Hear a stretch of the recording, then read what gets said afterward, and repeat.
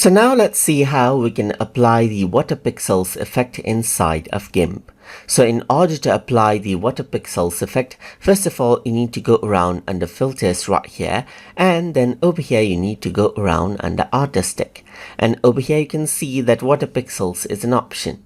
So if I were to go around and click right here, then you can see that as I apply this, you can see that Waterpixels gets applied and everything is actually blunt.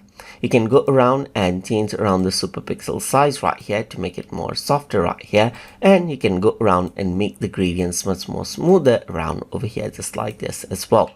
So as you go around, you can see that you get like a blob of painting right here of Waterpixels. You can also go around, work around with spatial regulation right here, just like this, to make it more like blocks, as you can see right here, or you can decrease it out right here to get more like a smoother edges.